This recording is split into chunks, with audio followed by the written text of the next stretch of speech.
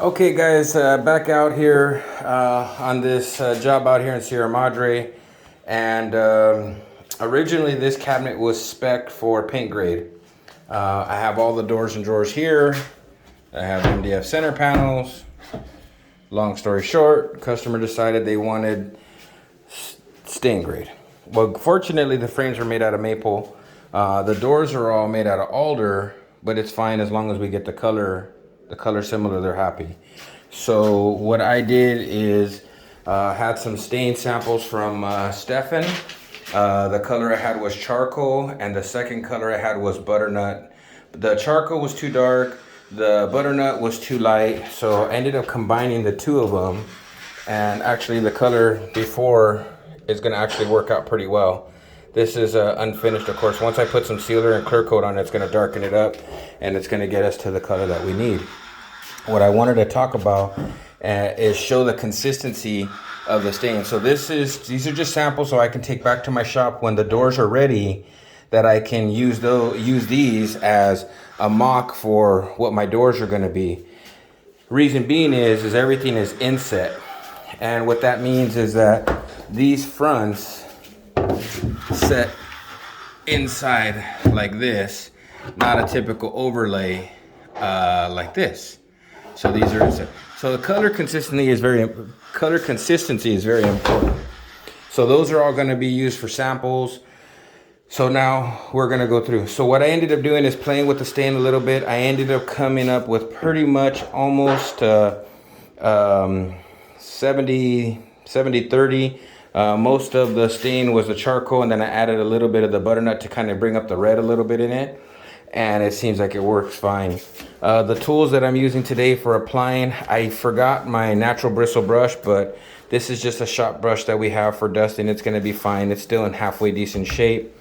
One sponge applicator, and then also a couple clean rags for wiping down. I like to use just a metal spatula for mixing the stain up, because then after it's real easy to clean off.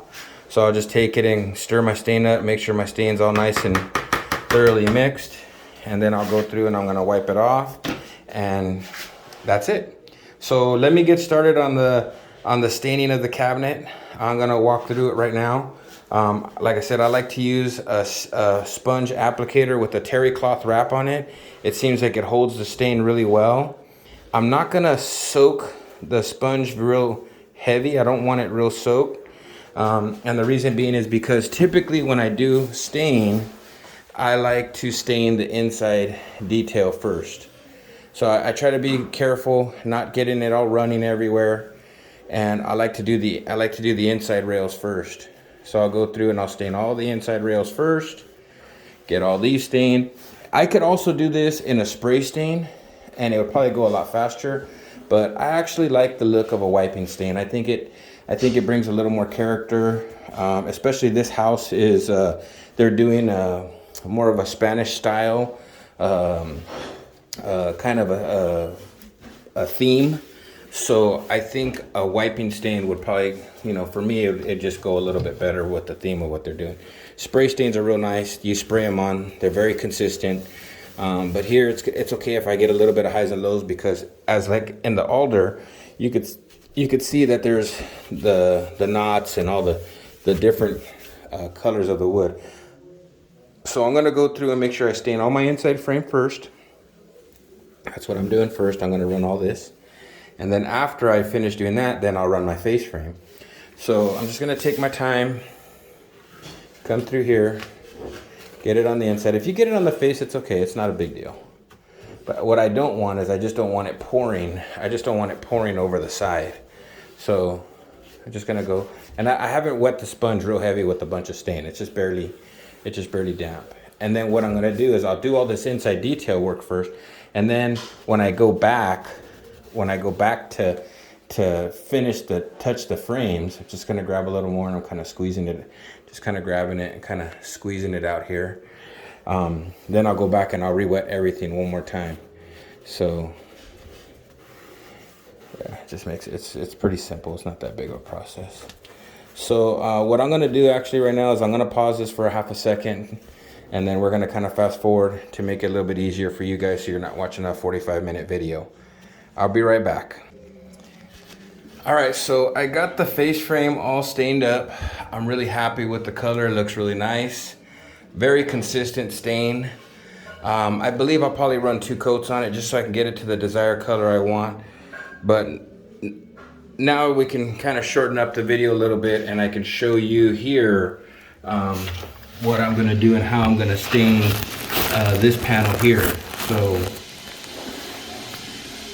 like I said, I'm just taking the sponge here like this, and pretty much I'm just wetting it one time. I'm just wetting the substrate one time, the wood one time. And I think I'm used to running solvent stains, so it's just a little bit different. But it seems like when you apply the first coat, it does kind of get just a little bit weird looking. But I think next time what I'll do is I'll probably maybe damp the wood just a touch so it takes the stain a little bit better. But I just put it on, not really concerned about how it goes on, just rub it in, rub it on. And then we'll let it set for a minute. And what it seems like it's doing is it's opening up the grain of the wood and allowing the second coat of stain to penetrate. So the first one might look a little funky, but the second coat of stain really gets to be consistent and very even. So, you know, these are things that I want to show you guys. I'm going to show you a couple other little tricks also that are going to help you out. So, right here you can see this light spot. This is something a lot of guys are going to deal with. Like I said, this was designed to be a paint grade. Even though we sanded very thoroughly, we missed a couple glue spots. So I'm actually going to take some of this water-based stain here. This is a 150 grit sandpaper, and I'm actually going to go back right over that spot and get it right in there. And what that's going to do is that's going to sand out that glue spot and help that stain to penetrate into that area. You might have this same issue come up. You might have the same issue come up when you use wood putty. You might have the same issue come up when you use wood putty. So I'm just going to lightly wipe it, and then you can see that glue spot went away. So these are little techniques. I'm going to let this stain set for about a minute. Like I said, it doesn't look all that great right now, but I'm going to let this set for about a minute, and then I'm going to apply the second coat of stain. The second coat of stain, you're going to see how it really takes the stain very well, how the wood really absorbs it well, and helps it to stay very consistent. I'm really starting to like this stain. The consistency of the stain seems to be very nice. It's a little thick, and the way it covers the wood, it's pretty easy to work with. So like I said, this has already been all stained, so that's all ready to go. I got my test samples that I'm taking back to the shop that are drying out right there. So you can notice that as it dries, it's going to lighten up a little bit, which is fine. But when I run my seal coat and clear coat over the top of it, it will darken up just a little bit. And we're running a 30 sheen on this, so it should be absolutely gorgeous. All right, so now it's been about a minute or so. Now I'm gonna go back and I'm gonna apply my second coat of stain. You don't have to wait a long time. And then you'll see look at how nice it takes it now. It takes it really nice and even. There we go. I know I'm trying to do this with one hand. That's why I had to set the phone down earlier, because it was just a little hard to do. But look at how nice and even that came out. Really nice. And this also came out, it's coming out really good. So, you know, this is using envirolak's wiping stain.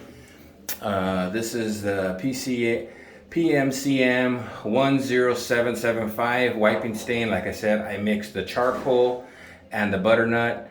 Mix those two together to achieve the color that I wanted, and you can do that. You can take these stains and you can mix them together, and I'm sure they have custom colors also. I'm sure they have custom made colors also, but these are things that I just kind of wanted to show you guys, and I'm hoping this helps you guys on some of these projects that you guys are working on. For guys that are not only doing paint, we do a lot of paint, but guys that are running stain also.